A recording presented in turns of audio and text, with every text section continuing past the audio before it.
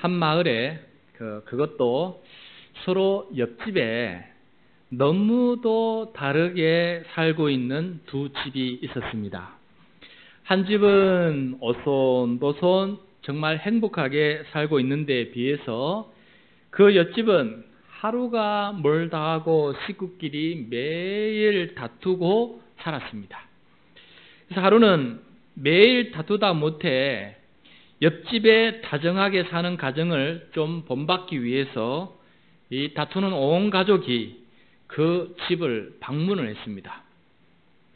저희는 가족끼리 하루가 멀다고 서로 다투는데 어떻게 하면 이 집처럼 행복한 마음으로 살 수 있을까요? 라고 묻자 그 집 주인이 이렇게 말합니다. 글쎄요, 저희는 다툴 일이 없던데요 라고 이렇게 말을 합니다. 그래서 마침 그 행복한 집의 딸이 이 방문 온 사람들을 대접하기 위해서 과일을 내다가 이 접시를 꺼내는 순간에 그것이 그만 땅에 떨어져서 이 접시가 깨어져 버렸어요. 어머 죄송해요, 제가 그만 조심하지 못하고 이렇게 했습니다 하면서 이렇게 그것을 떨어진 것을 줍고 있는 거예요. 그때 옆에 있던 엄마가 같이 유리 조각을 주워 담으면서 이렇게 말을 하는 겁니다. 아니다, 엄마가 하필이면 그런 곳에 내가 접시를 두어서 네가 그렇게 되었으니까 걱정하지 마라 하면서 같이 접시를 줍고 있습니다. 엄마의 말을 듣던 또 아버지가 이런 말을 합니다. 아니요, 내가 아까 보니까 그 접시가 그 둔 모양이 위태위태했는데 그때 볼 때 내가 그것을 제자리에 딱 놓아야 되는데 내가 그냥 스쳐 지나가서 내 탓이요 하면서 미안합니다 하면서 자기 아내와 딸에게 얘기하는 것을 보게 됩니다. 그 집을 방문했던 이 가족들은 이 그 집안 식구들이 나누는 이 대화를 듣고는 그 자리에서 조용히 일어나서 그 집을 나갔다라고 합니다. 어떻게 해서 행복한 가정이 되고 또 어떻게 해서 불행한 가정이 되는지를 알게 되었기 때문입니다. 불행을 남의 탓으로 돌리느냐 내 탓으로 돌리느냐에 달려 있었던 것입니다. 내가 책임을 지려고 하느냐 남에게 책임을 전가하려고 하느냐에 달려 있었던 것입니다. 남의 눈에 티를 보느냐 내 눈에 들보를 보느냐에 따라서 행복과 불행이 결정되고 있다라는 것을 깨닫게 된 것입니다. 여러분, 지난주에 말씀은 나라가 멸망하는 불행이 일어났어요. 그런데 예루살렘에 남아있던 이 사람들이 저 바벨론에 잡혀갔던 사람들을 향해서 비아냥거리면서 비웃으면서 그들을 정죄합니다. 너희들이 잘못해서 바벨론으로 잡혀갔고 성전도 없고 하나님도 없는 그곳에서 너희들이 고생하게 되었다. 너희 죄 때문이야 하면서 비웃고 그렇게 비아냥거렸던 것 여러분 기억하시는지요? 오늘 말씀은 그 바벨론에 붙잡혀 갔던 그 포로민들 사이에 자신들이 왜 이곳에 왔는지, 왜 우리가 여기 와서 고생하는지를 이렇게 이야기하다가 저들 가운데 어떤 말이 나돌았냐면은 조상 탓을 하기 시작해요. 조상 탓을. 그래서 오늘 이야기는 그들이 조상 탓을 하면서 불행의 모든 책임을 조상에게 돌리는 이야기가 바로 오늘 본문 내용이에요. 그래서 하나님이 이야기를 듣다가 아니지 그것은 아니야 하면서 그들의 잘못을 지적하면서 사실은 이것이다 하면서 바른 신앙의 교육을 하는 내용이 오늘 본문 내용입니다. 마치 아버지와 아들과 손자 이 3대에 걸쳐서 일어나는 이야기를 보여주는 그런 내용인데 오늘 이야기를 함께 경청하면서 하나님께서 그들에게 무엇을 말씀하시는지 그리고 지금 예배드리는 우리들에게 우리의 가슴 속에 하나님께서 무엇을 말씀하시는지 경청하는 그런 귀한 시간 될 수 있기를 바랍니다. 먼저 바벨론 포로민들이 어떤 말을 하면서 조상 탓이라고 불평하고 있었는지 우리 함께 살펴보도록 하겠습니다. 2절하고 3절 말씀 같이 읽겠습니다. 너희가 이스라엘 땅에 관한 속담에 이르기를 아버지가 신포도를 먹었으므로 그의 아들의 이가 시다고 함은 어찌 됨이냐. 주 여호와의 말씀이니라. 내가 나의 삶을 두고 맹세하노니 너희가 이스라엘 가운데에서 다시는 이 속담을 쓰지 못하게 되리라. 아멘. 자, 2절 말씀에서 아버지가 신포도를 먹었으므로 아들의 이가 시다라는 속담을 만들어서 불평을 하고 있었습니다. 아들의 이가 신데 그 이유가 아버지가 신포도를 먹었기 때문이다라는 것입니다. 이 말에서 아들은 이 바벨론 포로민들을 뜻하는 말이고 아버지는 그들의 조상을 뜻하는 말이에요. 그래서 조상이 죄를 지어서 지금 자신들이 이 바벨론 포로로 잡혀와서 이 고난을 겪고 있다. 이 고난의 신맛을 이거 맡고 있다라고 이렇게 불평하고 있는 내용입니다. 한편으로는 좀 이해도 돼요. 이해가 되는 부분도 있습니다. 우리가 하나님의 말씀에 순종을 하면은 복을 받아서 그 복이 자손 3, 4대까지 이르게 되고 반대로 우리가 하나님의 말씀에 불순종하면은 저주를 받게 되고 그 저주가 자손 1000대에 이르게 된다고 하는 그런 신명기 말씀이 있기 때문에 한편으로는 그 말이 이해가 되기도 합니다. 그렇지만은 그 신명기 말씀을 오해한 거예요. 이 말씀은 어떤 의미냐면은 순종하는 자손이 계속해서 순종할 때 그것이 전제가 있습니다. 언약의 관계가 계속해서 이어질 때라는 뜻이에요. 또 불순종한 사람에게는 저주가 이어진다는데 그 자손들이 계속해서 불순종할 때 언약을 계속 깨뜨리게 될 때 그 저주가 계속 이어진다라는 의미에서 그렇게 주님께서 말씀하신 것입니다. 그러므로 아무리 순종하던 자가 불순종하게 되면은 복이 저주로 바뀌게 되는 것이고 아무리 불순종하던 자더라도 그가 회개하고 순종하게 되면은 다시 저주에서 복된 삶으로 변화되는 것이 바로 하나님의 뜻이다라는 것을 우리가 꼭 명심해야 될 것입니다. 그래서 하나님께서는 바빌론 포로민들 사이에 나돌고 있는 이 속담으로 불평하는 이 백성들에게 다시는 이 속담을 쓰지 못하게 되리라 라고 하나님께서 명령을 내린 것을 보게 됩니다. 그 말씀은 이 속담의 신앙관이 틀렸다라는 것을 하나님께서 가르쳐 주는 것이지요. 그래서 하나님께서 자신의 죄를 보지 못하고 조상 탓을 하는 이 잘못을 보시면서 그것을 하나님께서 바르게 고쳐주는 말씀이에요. 그래서 하나님은 개인의 믿음과 행동에 따라서 심판을 하신다. 그래서 하나님 앞에서 아버지나 아들이나 똑같이 각자가 자기 행동에 책임을 지고 하나님 앞에 심판을 받는 것이지 아버지의 덕을 보거나 아버지의 불행의 짐을 지는 것이 아니다라는 것을 말씀해 주고 있습니다. 그래서 이것을 확실하게 우리에게 보여주기 위해서 하나님께서 3가지 긴 이야기를 어떻게 보면 반복되는 것 같지만 반복되는 게 아니에요. 아버지의 이야기, 그 아버지의 아들 이야기, 그 아들의 아들, 손자의 이야기를 3번에서 이어지면서 각자 하나님께서 심판하신다라는 것을 우리들에게 보여주고 있습니다. 자, 그러면은 첫 번째 아버지, 순종하는 의로운 아버지의 이야기를 우리에게 보여주시는데 이 의로운 아버지는 하나님께서 어떻게 심판하시는지 한번 보시겠습니다. 5절부터 9절까지 말씀 같이 봉독하겠습니다.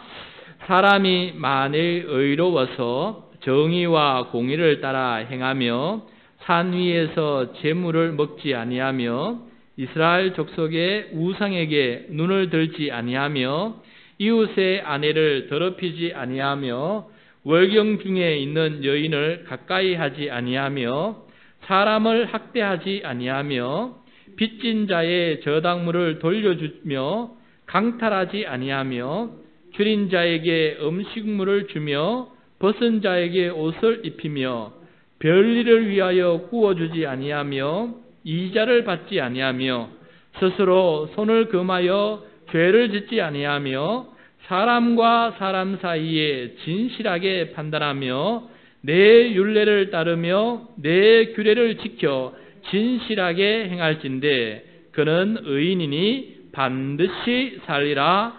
주 여호와의 말씀이니라. 아멘. 자, 아버지는 의롭습니다. 정의와 공의를 따라 행하고 하나님의 율법과 또 규례에 순종하는 의인입니다. 그래서 아버지는 이 하나님 앞에서 살아있는 존재, 복받은 존재가 된다라는 것으로 하나님께서 말씀하고 있는 것을 보게 됩니다. 의로운 아버지는 의롭게 살아있는 모습을 보여줍니다.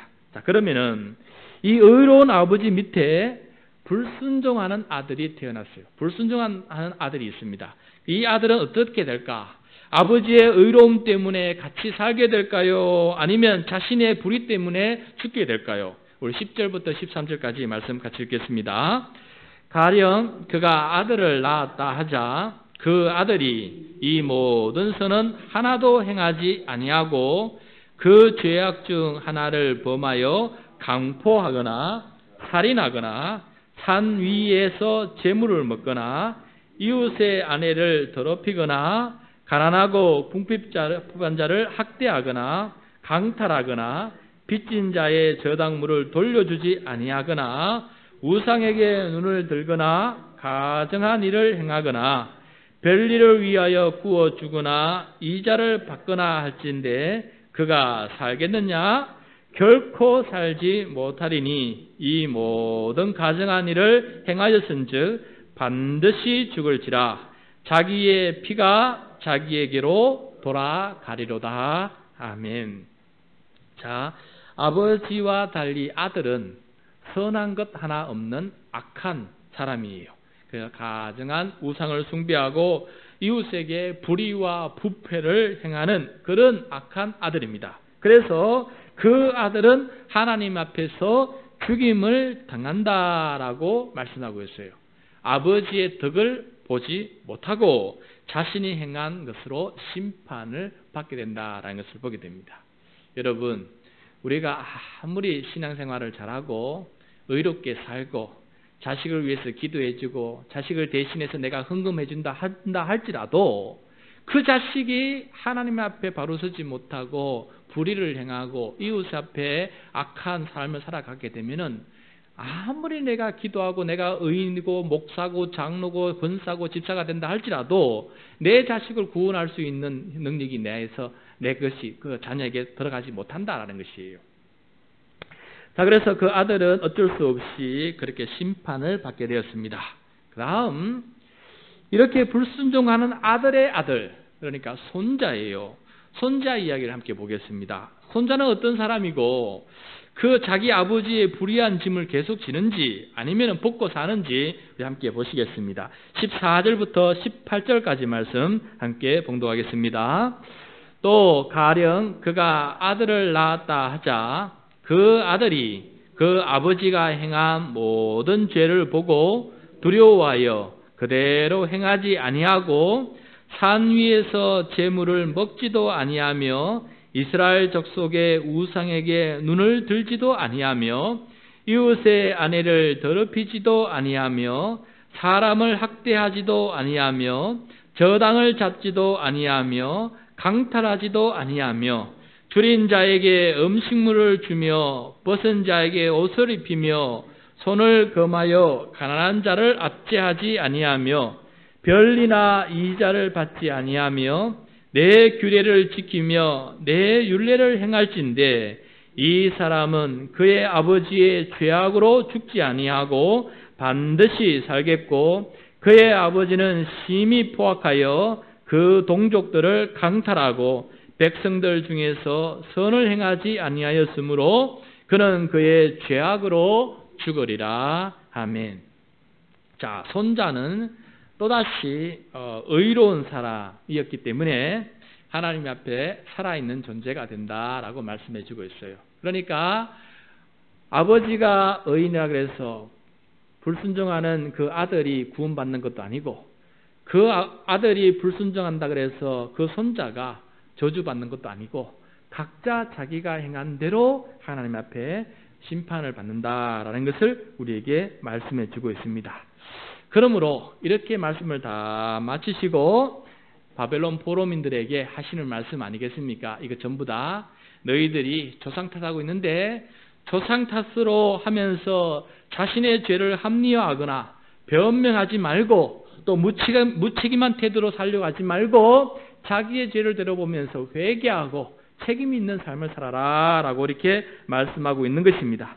그래서 결국 마지막에 하나님께서 원하신 것이 무엇인지 하나님의 본심을 우리에게 말씀해 주고 있는데, 하나님의 본심은 어떠한 악한 자라도 아무도 멸망하지 않고 모두가 다 회개하기를 원하시고, 악인조차도 그들이 죽는 것을 바라보면서 기뻐하시는 하나님이 아니시다. 내가 악인이 끝까지 악을 저지르고 그들이 저주받는 것을 바라보면서 내가 어떻게 기뻐할 수 있는 아버지가 되겠, 하나님이 될 수 있겠느냐 하면서 모두가 다 하나님께로 돌아오기를 간절히 바라시는 하나님의 마음을 우리들에게 들려주고 있습니다.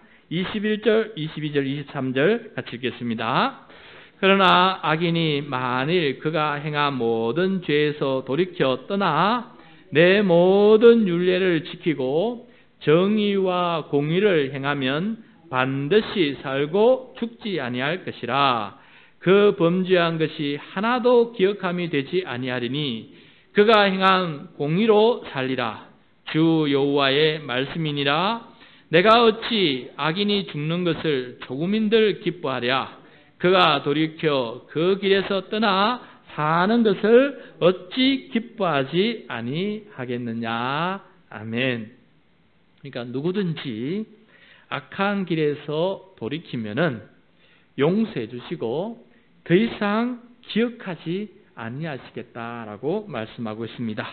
돌이키기를 간절히 바라시는 마음을 읽고 속히 내가 회개하고 내가 사는 길을 선택하는 것이 바로 바벨론에서 살아가는 사람들의 바람직한 태도고 또한 우리들의 바람직한 태도다라는 것입니다. 자기 죄를 회개하고 걸림돌을 제거하고 마음과 영을 새롭게 하라라는 것이 바로 오늘 하나님의 말씀입니다. 말씀을 마무리하겠습니다. 바벨론 포로민들은 자신이 당한 고난을 조상 탓이라고 하였습니다. 아들이 말합니다. 내 이가 왜 이렇게 시지? 그리고 아버지 탓을 합니다. 아버지 입에 지금 신 포도가 있기 때문에 내 이가 신 거야. 여러분, 지금 아버지 입에 신 포도가 있기 때문에 아들의 이가 실 이유가 뭐가 있겠습니까? 시다면 아버지 이가 지금 신 것이지 아들의 이가 왜 시겠어요? 이렇게 엉뚱하게 모든 책임을 아버지에게 찾는 자식인 것처럼 우리도 혹여나 우리의 삶에 어려움이 있을 때 그 모든 잘못을 누구 탓, 하나님 탓하고 또 조상 탓하고 배우자 탓하고 자식 탓하고 또 옆에 있는 성도 탓하고 누구 탓하고 너 직원 탓하고 사장 탓하고 다 이렇게 살아간다면은 도대체 그 가운데 행복이 있겠습니까? 그래서 하나님께서 오늘 우리에게 말씀하시는 것입니다. 바벨론의 포로로 잡혀갔던 그 여호야긴 왕, 그 다음에 고관들, 그 백성들에게 하나님께서 이제는 조상 탓하지 말고 내가 너희들에게 예루살렘에 있을 때 말하지 않았느냐? 회개하고 주님께 돌아오라. 나에게로 돌아오고 열방을 의지하지 말고 나에게 돌아오고 우상을 접으시고 이웃에게 불의를 행하지 말고 나에게 돌아오라고 정의와 공의를 행하라고 내가 너에게 얼마나 말했느냐? 그런데 너희들은 듣지 아니했기 때문에 그렇게 멸망하고 지금 이곳에 와 있는 것이다 라고 주님께서 말씀하시면서 회개하고 고침을 받아서 주님께 돌아오라 라고 이렇게 말씀하고 있는 것입니다. 그러므로 각자 자신의 행동에 책임을 지는 성숙한 신앙인이 되어야 된다라는 것입니다. 자신의 죄를 합리화하거나 책임을 전가하거나 또 회개하고 돌이키는 기회를 얻지 못하는 그런 백성이 되지 말고 주님 앞에 진실하게 자기의 내면을 바라보고 자기의 행한 것을 바라보면서 주님께 회개할 때 우리 모두 다 하나님 앞에 살아있는 존재가 될 수가 있겠습니다. 나만 살아있는 존재가 되는 것이 아니라 내 때문에 가정이 살고 내 때문에 내 이웃이 살고 내 때문에 우리의 교회가 살고 내 때문에 나의 일터가 살아갈 수 있다라는 것을 말씀해 주고 있습니다. 남 탓을 하면은 불행이 재생산됩니다. 그러나 내 탓이요 하면은 행복을 만드는 지름길이 열리게 됩니다. 나와 남이 함께 행복하게 되는 그런 길이 열리게 된다라는 것입니다. 남 탓을 하기 전에 내 탓을 먼저 하면서 회개하고 변화된 삶을 살아가는 우리 모두가 되시기를 축복합니다.